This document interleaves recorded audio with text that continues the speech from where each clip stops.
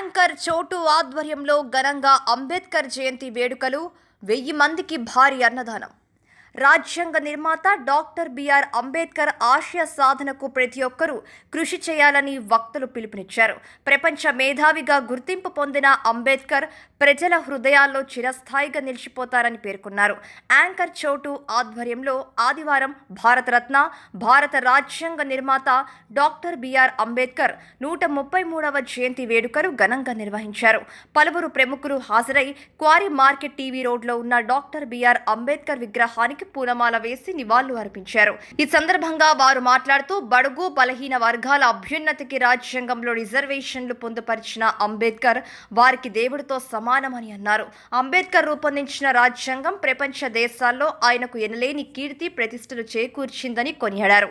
దేశంలో అత్యంత ప్రతిభావంతమైన వ్యక్తిగా అంబేద్కర్ గుర్తింపు పొందారని, దేశంలోని ఏ రాజకీయ పార్టీ అంబేద్కర్ను విస్మరించలేని పరిస్థితి ఇప్పుడు నెలకొని ఉందన్నారు. ఈ సందర్భంగా యాంకర్ చోటు ఆధ్వర్యంలో 1000 మందికి భారీ అన్నదానం జరిగింది. ఈ కార్యక్రమంలో కాంగ్రెస్ పార్టీ నాయకులు గిడుగు రుద్రరాజు తదితరులు పాల్గొని నివాళులు అర్పించారు. బాబాసాహెబ్ డాక్టర్ బిఆర్ అంబేద్కర్ గారి జయంతి సందర్భంగా ఈరోజు 47వ వార్డు నందు టీవీ రోడ్ సారంగర్మెట్ట ఏరియాలో దాదాపుగా 1000 మందికి పైగా ఈరోజు అన్న సమారాధన అనేది చేయడం జరుగుతుంది. అయితే డాక్టర్ బిఆర్ అంబేద్కర్ బాబాసాహెబ్ భారతరత్న అనే ఎన్నో బిరుదులు ఆయన పొందినటువంటి మహోన్నత వ్యక్తి. అయితే ఆకాశంలో సూర్యుడు ఎంతో కాంతిని నింపుతూ ఉంటాడు. ప్రపంచమంతా కూడా వెలుగులు నింపేటటువంటి ఒక సోర్స్ ఏదైనా ఉంది అంటే అది సూర్యుడు. అదే విధంగా భారత రాజ్యాంగం నిర్మించి భారతీయ ప్రజలందరి జీవితాల్లో వెలుగు నింపినటువంటి మహోన్నతమైన వ్యక్తి doctor BR Ambedkar. Doctor BR Ambedkar ప్రతి ఒక్కరికి కూడా ఆయన జీవితం స్ఫూర్తిదాయకం, ఆదర్శం. ఎందుకు అంటే ఒక సాధారణమైనటువంటి పేదరికమైనటువంటి ఒక అంటరాని తనం వాడిగా ఆయన ఎన్నో అవమానాలు ఎదుర్కొని ఈ రోజు భారతదేశమే కాదు ప్రపంచమంతా గర్వించదగ్గటువంటి వ్యక్తిగా ఎదిగినటువంటి ఒక మహోన్నత వ్యక్తి డాక్టర్ బిఆర్ అంబేద్కర్. అందుకే ఆయన జీవితం అందరికీ కూడా ఆదర్శంగా నిలుస్తుంది.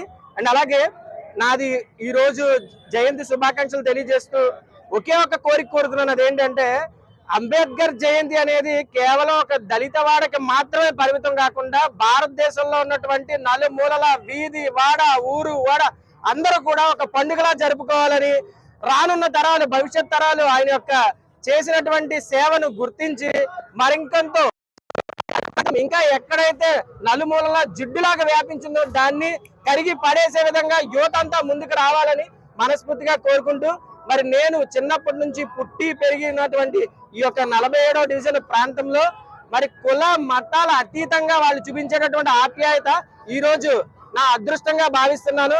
అది నాకే సొంతం. ఎందుకంటే ఆ అదృష్టాన్ని భగవంతుడు నాకు ఇచ్చాడు. మరి వారితో ప్రతి ఇంటికి నేను వెళ్ళి భోజనం చేయలేను కాబట్టి మరి వారందరినీ ఒక చోట ఈ యొక్క పండుగ రోజు పిలిచి వారితో పాటు ఈ యొక్క భోజనాలు ఏర్పాటు చేసి వారితో పాటు భోజనం చేయడం అనేది నాకు ఎంతో ఆనందంగా ఉంది. సుమారుగా 1000 మంది ఇక్కడికి రావడానికి సిద్ధంగా ఉన్నారు. అయితే ఈ యొక్క కార్యక్రమంలో ఇక్కడ పంచుకున్నటువంటి ఈ యొక్క యువత ఎవరైతే ఉన్నారో వాళ్ళందరూ కూడా అహర్నిశలు శ్రమిస్తేనే ఈ యొక్క కార్యక్రమం అనేది జరుగుతుంది. మరి వారు ఇచ్చినటువంటి ఆ ప్రోద్బలం, వాళ్ళు ఇచ్చినటువంటి ఆ యొక్క చేయూత ఎప్పటికీ కూడా నేను మర్చిపోలేను. టీవీ రోడ్లోనే కాదు, అంబేద్కర్ యువత యావత్ దేశంలో ఎవరైతే ఉన్నారో వాళ్ళందరికీ కూడా నేను ఒకటే చెప్తున్నాను, ప్రతి ఒక్కరు కూడా అంబేద్కర్ జీవితాన్ని మీరు ఆదర్శంగా తీసుకోండి. ఎందుకంటే అంబేద్కర్ కూడా ఒక చిన్న స్థాయి నుంచి ఒక దళిత వాడల నుంచి ఎదిగినటువంటి వ్యక్తి.